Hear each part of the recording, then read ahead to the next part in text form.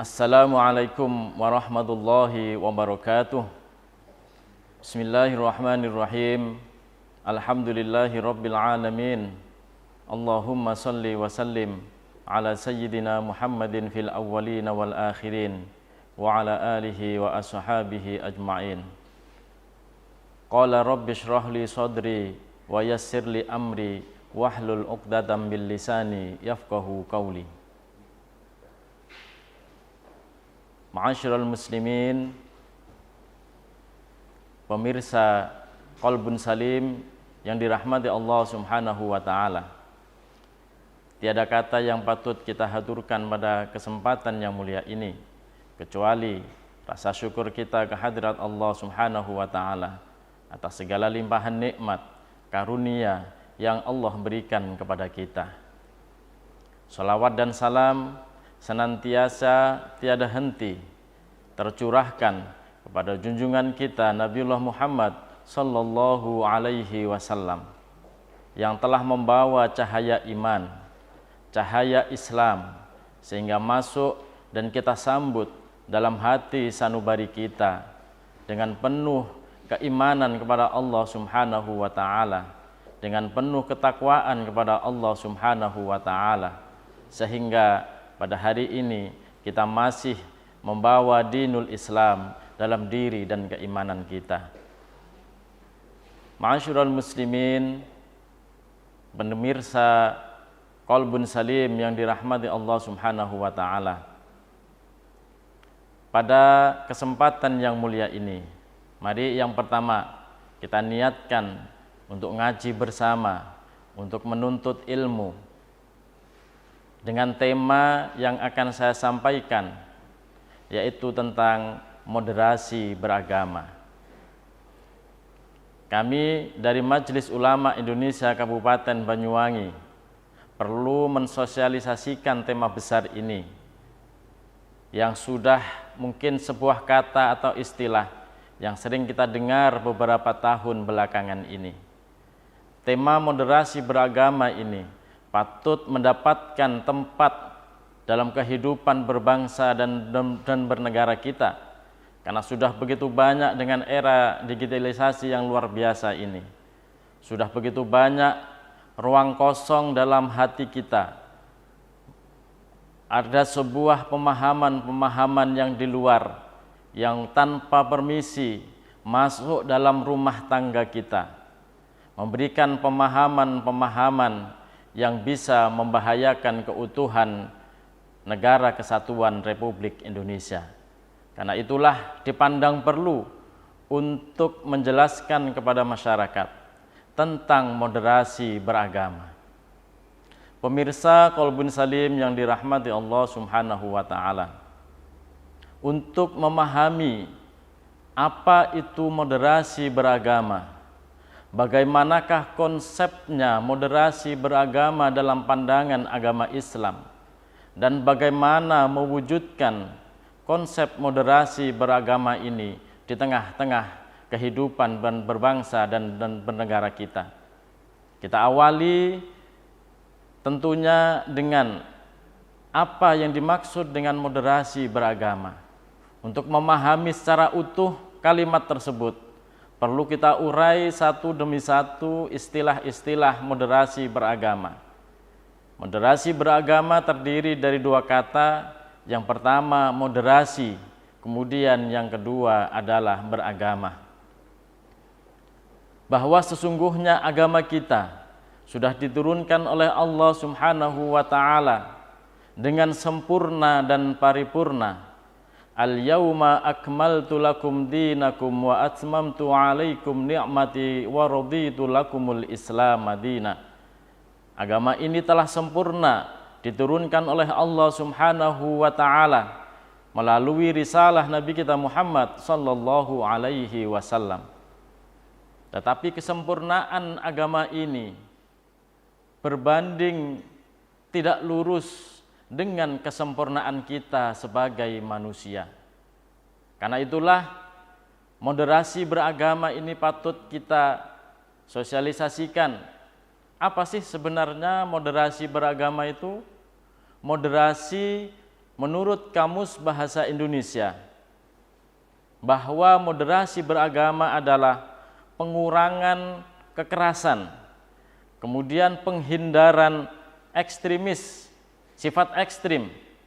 Berarti moderasi menurut Kamus Bahasa Indonesia adalah anti kekerasan, anti ekstremisme. Berarti orang yang mempunyai sikap dalam kehidupannya, baik berbangsa dan bernegara, bahkan ataupun mungkin bertetangga, di sana ada sikap yang melakukan tindakan kekerasan, yang menghadirkan kekerasan, sikap-sikap ekstremisme di tengah-tengah kehidupan, maka dia termasuk bukan orang yang moderat. Pun juga begitu sebaliknya. Pemirsa Qalbun Salim yang dirahmati Allah Subhanahu wa taala, kalau dalam bahasa agama akan menemukan sebuah titik simpul yang hampir mirip dengan istilah moderasi, yaitu wasatiyah.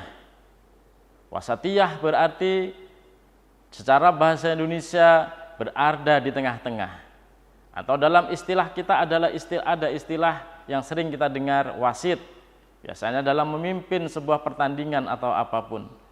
Wasit, dia berposisi di tengah-tengah. Dia berada dalam permainan, tetapi tidak ikut bermain dalam permainan tersebut. Seorang wasit, dia berada dalam dua kubu yang saling menyerang. Tetapi posisi wasit di situ adalah tidak memihak antara kedua belah pihak. Itulah gambaran dari sikap moderasi, atau dalam bahasa agama dikenal dengan istilah wasatiyah. Kemudian sebagaimana disampaikan bahwa moderasi sebagaimana dalam Kamus Bahasa Indonesia tadi bermakna anti terhadap ekstrim, maka sesungguhnya sikap wasatiyah, sikap moderasi dalam agama adalah melebihi dari itu. Jadi ada istilah bukan ekstrim, tapi sifat al-ghulu, itu melampaui. Bukan lagi ekstrim tapi melampaui.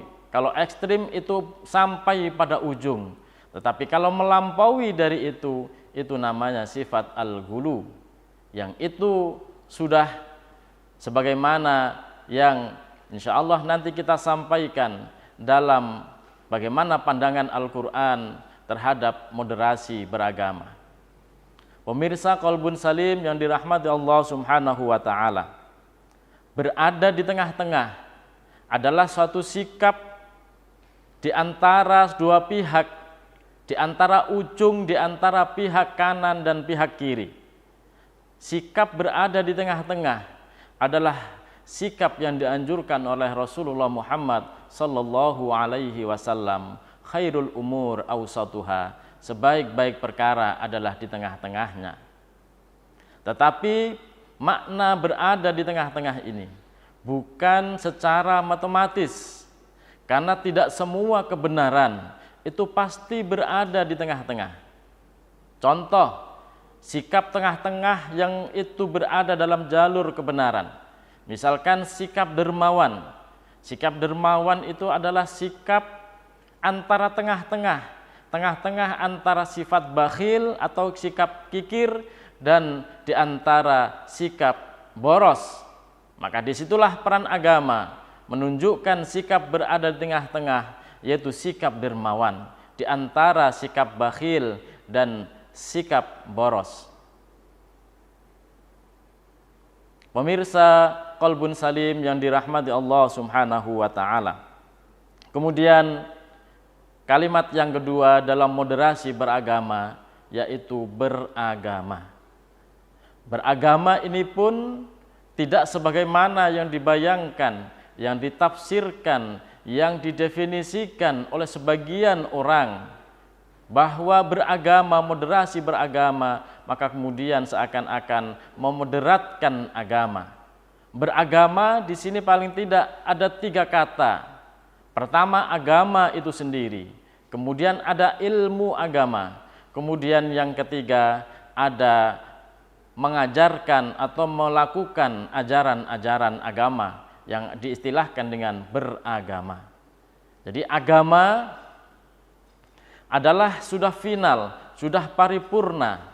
Sementara ilmu agama adalah ilmu atau pemahaman dari ajaran agama, kemudian diamalkan, yang kemudian dikenal dengan istilah beragama. Pemirsa Qalbun Salim yang dirahmati Allah Subhanahu wa taala, maka orang yang melakukan kegiatan beragama, maka bisa jadi antara orang satu dengan orang yang lain terjadi perbedaan. Ada yang melakukan sholat kunut, ada yang tidak sholat kunut. Ada melakukan kunut ketika subuh, ada yang tidak kunut ketika subuh.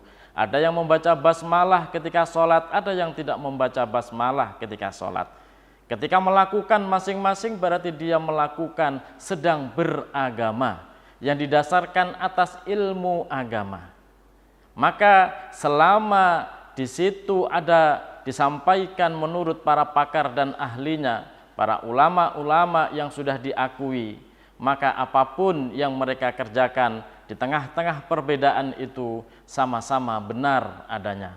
Disinilah sikap beragama, tidak memaksakan kehendak kebenaran kepada orang lain. Yang melakukan kunut tidak boleh menyalahkan yang tidak berkunut. Yang melakukan basmalah di awal sholat membaca suratul Fatihah tidak diperbolehkan menyalahkan mereka yang tidak membaca basmalah, dan begitu sebaliknya. Pemirsa Qalbun Salim yang dirahmati Allah Subhanahu wa taala, maka selama agama itu adalah memberikan pemahaman yang benar berdasarkan kalamullah, berdasarkan sunnah-sunnah Rasulullah, pendapat-pendapat para ulama, maka sepanjang itu pula dia masih dalam ranah menjalankan beragama. Pemirsa Qalbun Salim yang dirahmati Allah Subhanahu wa taala, untuk penjelasan berikutnya jangan kemana-mana terlebih dahulu, kita akan kembali setelah yang satu ini.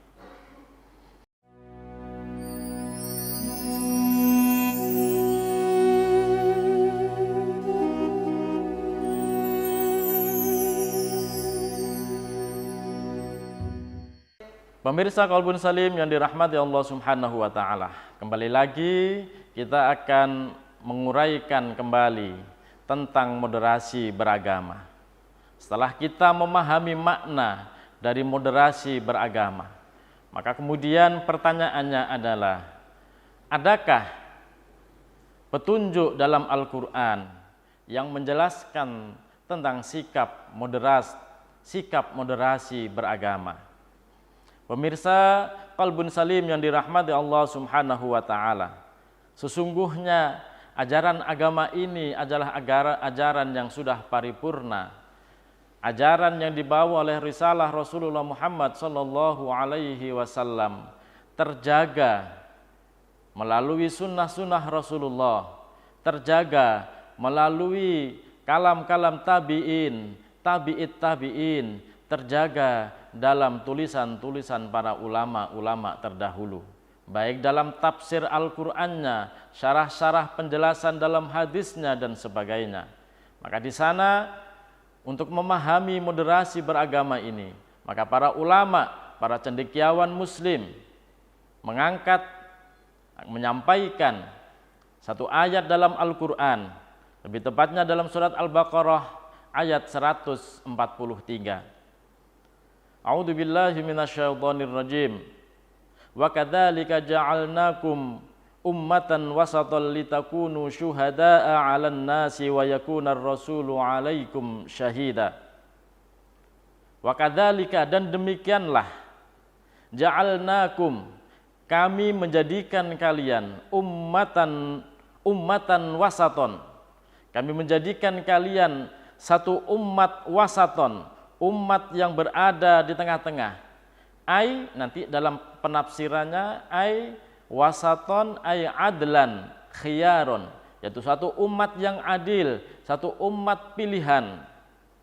Litakunu syuhada'a 'alan nasi, supaya kalian semuanya nanti menjadi saksi di hadapan manusia.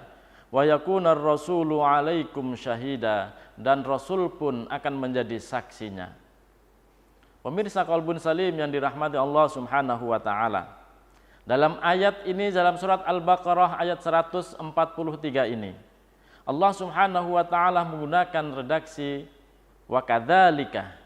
Kadzalika ini kalau secara penafsirannya di sana ada mengatakan kembali. Wa kadzalika, demikianlah. Demikianlah apa?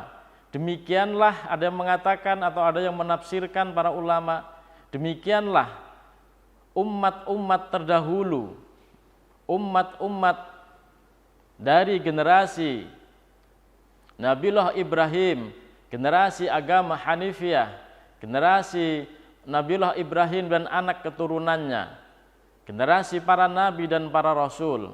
Mereka semuanya, demikian juga mereka, ja'alnakum, kami jadikan kalian. Kemudian yang kedua, dalam redaksi ini Allah Subhanahu wa taala menggunakan redaksi ja'alna. Ja'alna atau ja'ala itu berbeda dengan ketika Allah menggunakan redaksi khalaqa. Kalau khalaqa itu sifatnya menciptakan. Kalau ja'alna itu sifatnya adalah menjadikan. Khalaqa bisa jadi Allah Subhanahu wa taala dengan kudrah dan iradahnya Allah menciptakan segala sesuatu tanpa melalui proses apapun, karena itu adalah kuasa dan kehendak Allah. Tapi Allah dalam lafadz ini, dalam firman ini, dalam Al-Baqarah 143 ini menggunakan redaksi ja'alna, menjadikan. Berarti ketika Allah menggunakan redaksi ini, berarti ada upaya yang harus diupayakan. Karena tanpa upaya, maka sesuatu itu akan sulit untuk terwujud. Apa yang diupayakan? Wa ja'alnakum wa kadzalika ja'alnakum ummatan wasaton, yaitu umat wasaton, umat yang adil. Ai wasaton ai adlan khiyaron, umat yang adil, umat pilihan. Jadi kita adalah umat Rasulullah, adalah umat pilihan.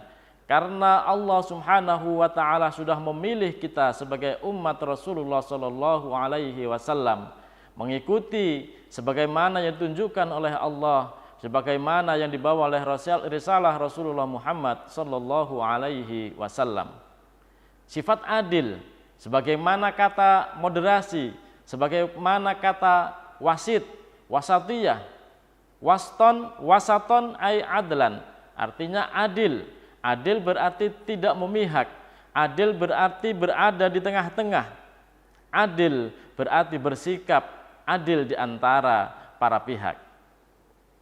Ma'asyiral muslimin, pemirsa Qalbun Salim yang dirahmati Allah Subhanahu wa taala. Tetapi tidak semua yang berada di tengah itu adalah sesuatu yang pasti baik. Satu contoh, ketika dalam tradisi kita ada sekolah, mulai sekolah dasar, kemudian sekolah menengah, kemudian sekolah menengah atas, menengah pertama, menengah atas, dan seterusnya. Maka katakanlah misalkan seorang atau anak yang melakukan pendidikan sampai tingkat SLTA berarti, atau tingkat SLTP misalkan, dia berada di tengah-tengah di antara SD, SMP, SLTP, SLTA sampai perguruan tinggi dan seterusnya. Meskipun dia berada di tengah, tapi bukan berarti itu sudah cukup dan itu sudah baik. Kalau perlu ditingkatkan sampai perguruan tinggi dan seterusnya. Itu adalah gambaran bahwa sesungguhnya yang dimaksud dengan tengah-tengah wasatiyah itu bukan berarti secara matematis. Pemirsa Qalbun Salim yang dirahmati Allah Subhanahu wa taala. Kemudian sikap adlan, sikap wasaton atau sikap wasatiyah, sikap moderat, sebagaimana yang disampaikan di awal tadi, bahwa satu sikap yang tidak berlebihan, satu sikap yang tidak memandang orang lain, itu sebagai sesuatu yang salah pada diri orang lain dan pada diri kita adalah kebenaran yang sebenarnya. Sebagaimana misalkan dicontohkan sikap moderat, sikap wasatiyah dalam beragama. Jadi ada sikap wasatiyah dalam beragama, nanti ada sikap wasatiyah dalam hubungan berbangsa dan bernegara. Misalkan satu contoh sikap wasatiyah yang berada dalam ranah agama, bahwa Allah Subhanahu wa taala sudah paripurna membawa melalui Rasulullah risalah agama dinul Islam ini dengan sempurna. Agama yang dibawa oleh Rasulullah kemudian disampaikan oleh Rasulullah melalui lisan Rasulullah, sehingga muncullah hadis-hadis Rasulullah Shallallahu Alaihi Wasallam. Dari hadis-hadis Rasulullah kemudian diberikan pemahaman oleh generasi para sahabat. Oleh generasi sahabat kemudian disampaikan lagi pada generasi tabi'in. Dari tabi'in menyampaikan lagi pada generasi tabi'in. Generasi tabi'in kemudian disampaikan terus berkesinambungan dari para ulama dari generasi ke generasi, sehingga pemahaman agama itu sampai kepada kita dan kita amalkan sebagaimana yang sudah kita amalkan. Dan dalam pemahaman agama itu banyak sekali kita jumpai perbedaan-perbedaan antara ulama satu dengan ulama yang lainnya. Lah, sikap kita bagaimana ketika kita menghadapi perbedaan-perbedaan itu?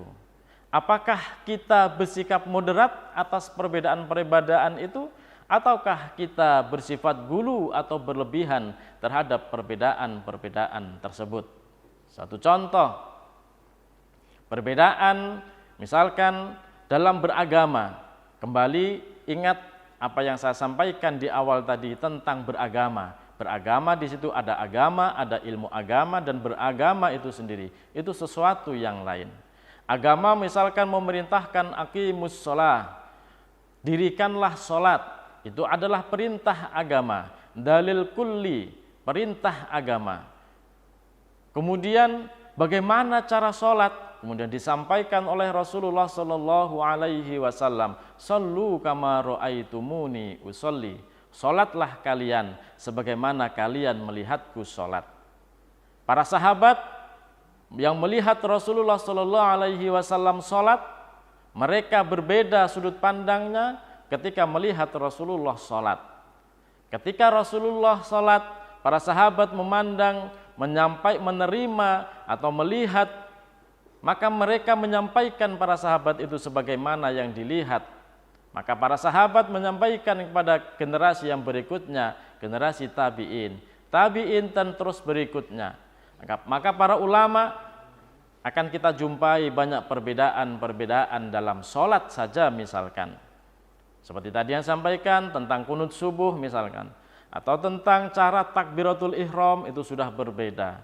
Cara meluruskan shaf atau barisan itu pun sudah berbeda.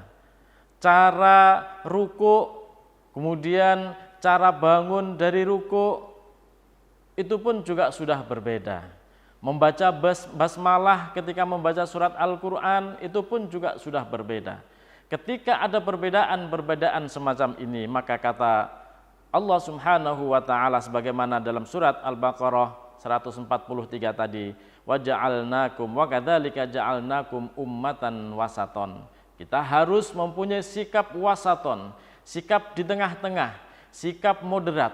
Bagaimana ketika menghadapi perbedaan itu? Kita lihat bagaimana dalil agamanya, bagaimana ilmu agamanya. Oh, ternyata dalam ilmu sholat yang berbeda-berbeda itu di sana banyak ragam pendapat yang dijumpai. Dan ragam pendapat yang kita jumpai bersumber pada satu dalil kulli yang sama. Jadi dalil kullinya sama, pemahamannya, prakteknya berbeda. Dan itulah kemudian sampai kepada kita perbedaan-perbedaan itu. Maka sikap moderat adalah sikap yang kita tidak memandang bahwa pendapat kita adalah pendapat yang paling benar. Maka ketika seseorang mengatakan bahwa pendapatnya adalah pendapat yang paling benar dan pendapat yang lainnya adalah pendapat yang salah, maka sikap yang seperti itu bertentangan dengan nilai-nilai wasaton. Wa kadzalika ja'alnakum ummatan wasaton. Pemirsa Qalbun Salim yang dirahmati Allah Subhanahu wa taala. Untuk pemaparan berikutnya insyaallah akan kita sampaikan bagaimana ciri-ciri masyarakat moderasi beragama. Jangan kemana-mana, akan kita sampaikan pada sesi yang berikutnya.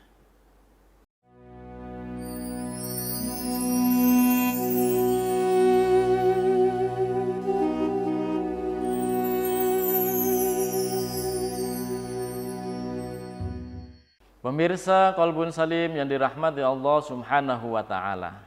Di antara contoh sikap berlebih-lebihan, misalkan ajaran agama sudah memberikan cara, misalkan ketika kita berwudu, dalam anggota wudu kita minimal kita basuh 1 kali. Maksimal misalkan ya sunnahnya 3 kali basuhan wudu kita. Maka ada sikap yang tidak moderat ketika kita misalkan kita hidup di tengah-tengah masyarakat yang air melimpah. Kemudian kita wudu, mentang-mentang airnya banyak dan melimpah, maka kemudian kita membasuh anggota tubuh, anggota wudu kita melebihi dari ukuran yang sudah ditentukan. Maka ketika kita melakukan itu berarti itu adalah sikap gulu, sikap berlebih-lebihan. Dan itu tidak dianjurkan oleh tuntunan syariat kita. Pemirsa yang dirahmati Allah Subhanahu wa taala. Maka ketika kita dalam mempraktekkan moderasi beragama dalam kehidupan beragama kita, lebih-lebih dalam kehidupan berbangsa dan bernegara kita. Sebagaimana yang sudah kita rasakan, bagaimana dampak arus globalisasi, bagaimana dampak dari terbukanya arus informasi. Semua bisa masuk dalam ruang-ruang batin kita. Semua bisa masuk pada ruang-ruang yang privat dalam kehidupan kita. Masuk dalam rumah tangga kita. Masuk dalam media-media sosial kita. Semua informasi-informasi itu yang tanpa permisi masuk ke HP kita, Android kita melalui media sosial, kemudian kita baca, kemudian setelah kita baca, kita terpengaruh dengan apa yang informasi yang kita baca, kemudian kita mencoba untuk menjalankan itu sehingga menumbuhkan kerusakan, menumbuhkan kekacauan dalam kehidupan beragama, berbangsa dan bernegara. Pemirsa Qalbun Salim yang dirahmati Allah Subhanahu wa taala. Ada beberapa poin ketika kita berbicara moderasi beragama. Ada ciri-ciri masyarakat yang menjalankan tingkat moderasi beragama yang baik. Yang pertama adalah komitmen kebangsaan. Dalam konteks Negara Kesatuan Republik Indonesia, komitmen kebangsaan berarti adalah satu cara pandang praktik beragama seseorang yang berdampak pada kesetiaan terhadap konsensus dasar bangsa Negara Kesatuan Republik Indonesia ini. Kita sudah punya sejarah panjang bagaimana terbentuknya Negara Kesatuan Republik Indonesia ini. Bagaimana para founding father kita ingin membentuk Negara Kesatuan Republik Indonesia ini. Apakah terdapat dua kutub, dua kelompok yang saling berseberangan. Kelompok kanan ingin menjadikan agama sebagai dasar negara. Kelompok yang kanan ingin menjadikan negara ini sebagai negara agama. Sementara kelompok yang kiri ingin menjadikan agama ini sebagai agama liberal, sebagai agama yang anti ketuhanan.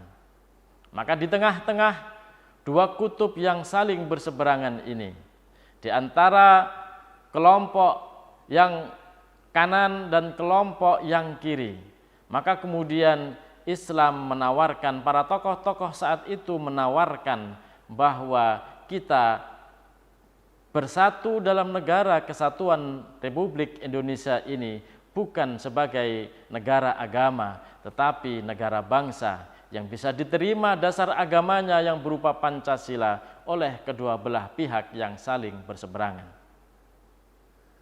Pemirsa Qalbun Salim yang dirahmati Allah Subhanahu wa taala. Kita teringat dalam surat An-Nahl ayat 93. A'udzubillahi minasyaitonir rajim. Walau sya'allahu laja'alakum ummatan wahidah walakin yudillu may yasha wa yahdi may yasha wala tus'alunna amma kuntum ta'malun. Kata Allah Subhanahu wa taala, walau sya'allahu, andaikan Allah menghendaki, laja'alakum ummatan wahidah, niscaya Allah akan menjadikan kalian ummatan wahidah, satu umat saja. Tetapi walakin yudillu may yasha wa yahdi may yasha. Tetapi kemudian Allah menyesatkan siapa yang dikehendaki dan memberikan petunjuk siapa yang dikehendakinya. Wala tus'alunna amma kuntum ta'malun. Dan sesungguhnya kamu akan ditanya tentang apa yang telah kamu kerjakan. Pemirsa Qalbun Salim yang dirahmati Allah Subhanahu wa taala. Bisa saja Allah Subhanahu wa taala menjadikan manusia seluruh dunia ini menjadi satu golongan, satu etnis, satu ras, satu agama. Tetapi Allah Subhanahu wa taala tidak menjadikan itu semuanya. Allah menjadikan warga negara, Allah menjadikan masyarakat di seluruh dunia ini berbangsa-bangsa, bersuku-suku, terdiri dari ribuan ras, bahkan bermacam-macam agama, golongan. Mereka semuanya diciptakan oleh Allah Subhanahu wa taala. Tujuannya adalah lita'arafu, untuk saling kenal mengenal antara satu golongan dengan golongan yang lain, antara agama satu dengan agama yang lain, antara suku ras yang satu dengan suku atau ras yang lainnya. Semua perbedaan-perbedaan yang Allah ciptakan ini sesungguhnya mudah bagi Allah untuk menjadikan satu umat saja.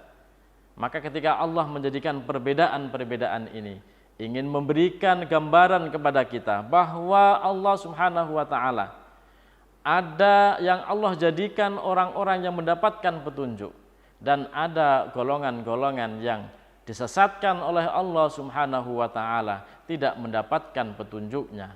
Nanti kelak ketika kita semuanya, orang-orang yang terdiri dari beberapa banyak ras, suku, bangsa dan agama, semuanya kembali dipanggil Allah Subhanahu wa taala fi yaumil hisab kelak, semuanya akan dimintai pertanggungjawabannya. Maka komitmen kebangsaan inilah kita sebagai negara kesatuan Republik Indonesia dalam menjalankan sikap moderasi beragama ini harus kita junjung setinggi-tingginya. Kemudian yang kedua, ciri atau pola dari moderasi beragama, yaitu sikap toleransi, yaitu cara pandang, bagaimana kita memandang orang lain yang melakukan sikap keberagamaan yang berbeda dengan yang kita yakini. Maka ketika kita memandang orang lain yang berbeda, baik yang seagama maupun yang tidak seagama, kita kembalikan kepada apa yang sudah disampaikan oleh Allah Subhanahu wa taala. Lakum dinukum waliyadin. Agamamu adalah agamamu, agamaku adalah agamaku. Lana a'maluna walakum a'malukum. Amal perbuatanmu adalah amal perbuatan yang engkau yakini, demikian juga amal perbuatan kami lakukan sebagaimana yang kami yakini. Pemirsa Qalbun Salim yang dirahmati Allah Subhanahu wa taala, sikap toleransi, tidak mengganggu hak orang lain yang berkeyakinan, orang lain yang mengekspresikan keyakinannya, menyampaikan pendapatnya tentang keyakinan agamanya, tentang cara beragamanya. Itu adalah cara-cara kita bertoleransi. Sebagaimana banyak dicontohkan sikap-sikap toleransi dalam syariat agama kita, bagaimana menolong orang sakit, membantu orang lain tanpa melihat agama, ras dan suku dan lain sebagainya. Fi kulli kabidin radbatin ajrun, Kata Rasulullah SAW, menolong orang yang sakit yang masih hidup akan mendapatkan ganjaran pahala.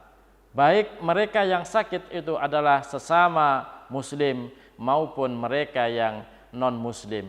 Asalkan mereka sakit, kita tolong, kita datangi, kita jenguk, itu adalah bagian yang mendapatkan ganjaran atau pahala dari Allah Subhanahu wa ta'ala.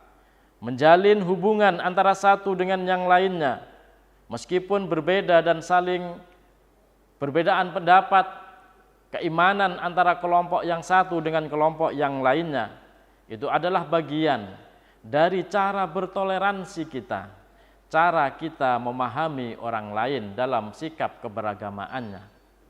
Pemirsa Qalbun Salim yang dirahmati Allah Subhanahu wa ta'ala, bahkan misalkan ada dalam satu rumah, mereka terdiri dari beberapa agama yang berbeda. Misalkan anaknya adalah seorang muslim, sementara kedua orang tuanya belum mendapatkan hidayah, masih menjadi seorang non muslim. Maka sikap anak yang muslim, sikap anak yang beriman kepada Allah, yang seorang anak yang menjalankan syariat agama ini, tidak lantas kemudian dia menjauhi orang tuanya, tidak lantas kemudian dia tidak berbakti kepada orang tuanya, atau bahkan mungkin mereka akan memusuhi kedua orang tuanya karena perbedaan agamanya. Sikap toleransi yang diajarkan oleh Allah Subhanahu wa ta'ala, sebagaimana disebutkan dalam surat Luqman ayat 5. A'udzubillahi minasyaitonirrajim. Wa in jahadaka ala an tusyrika bima laysa laka bihi ilm fala tuti'huma wa sahibhuma fid dunya ma'rufa. Kalau dalam urusan dunia, selama kita masih mengagungkan orang tua, masih menghormati orang tua, itu adalah salah satu perintah dari ajaran agama, meskipun mereka berbeda dengan anaknya atau dengan kedua orang tuanya. Pemirsa Qalbun Salim yang dirahmati Allah Subhanahu wa ta'ala, insya Allah sesaat lagi akan kita sampaikan beberapa poin lagi yang menghantarkan kita kepada sikap moderasi beragama. Jangan kemana-mana.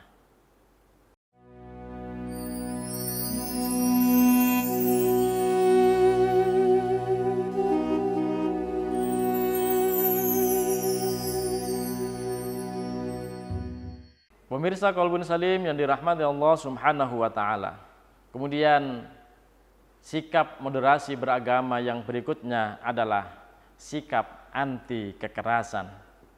Sebagaimana Allah Subhanahu wa ta'ala telah mensyariatkan kita dalam surat Al-Anbiya ayat 107, A'udzubillahi minasyaitonirrajim. Wa ma arsalnaka illa rahmatan lil alamin. Tidaklah aku utus engkau wahai Muhammad illa rahmatan lil alamin, kecuali membawa rahmat bagi seluruh semesta alam. Bahwa syariat ajaran ini diturunkan oleh Allah Subhanahu wa ta'ala bukan untuk mengadakan kerusakan di muka bumi ini.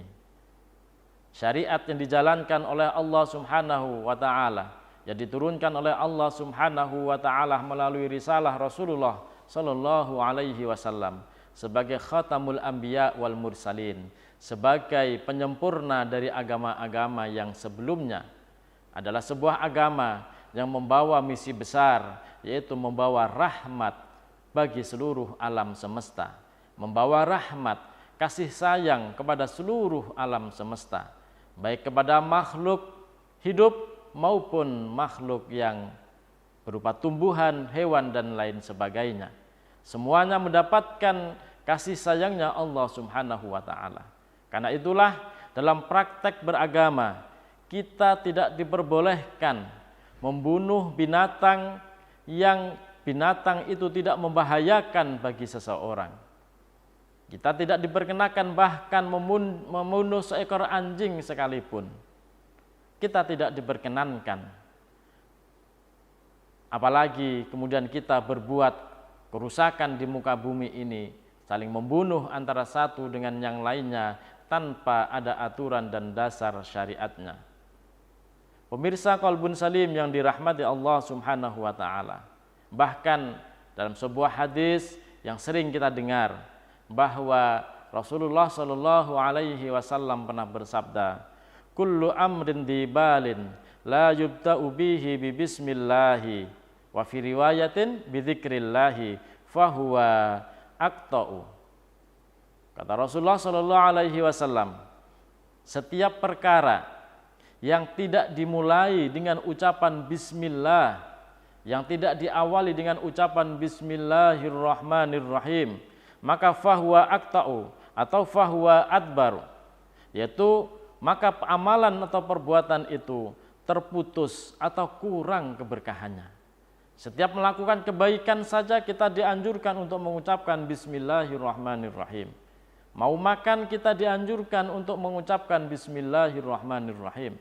Di situ dalam arti kita memuja, kita awali perbuatan baik kita dengan memuji kepada Allah Subhanahu wa taala yang mempunyai sifat Rahman dan sifat Rahim, sifat kasih sayangnya kepada seluruh makhluk di alam semesta ini maupun kepada orang-orang muslim.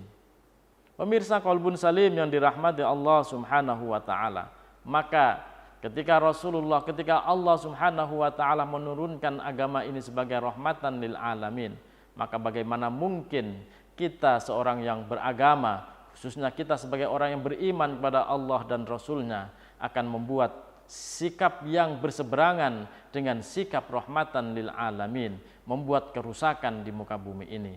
Bahkan ancaman Allah Subhanahu wa taala bagi mereka yang melakukan sikap atau perbuatan yang menyelenceng dari sikap rahmatan lil alamin, melakukan kerusakan di muka bumi ini, bukan hanya dibunuh tetapi disalib, kemudian diputus kedua tangan dan kakinya secara bersilang.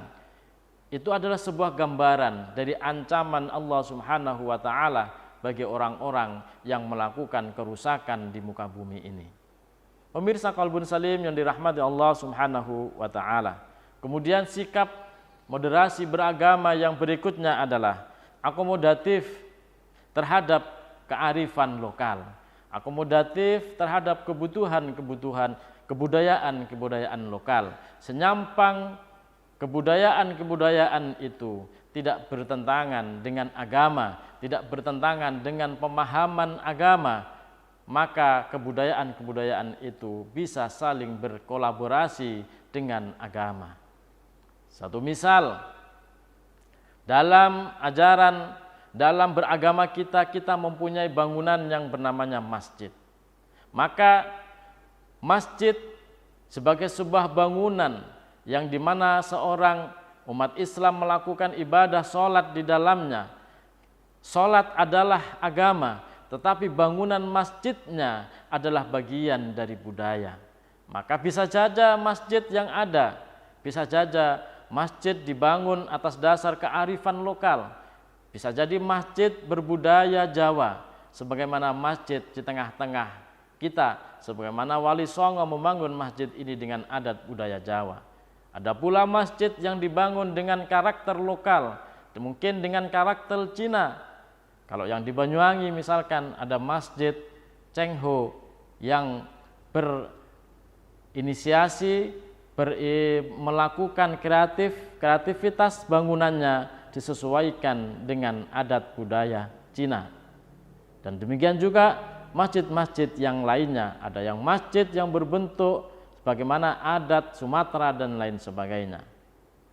Pemirsa Qalbun Salim yang dirahmati Allah Subhanahu wa taala, akomodatif terhadap kebudayaan lokal ini pula, sebagaimana yang sudah banyak terjadi, yang sudah banyak dijalankan oleh sebagian besar kaum muslimin di Indonesia.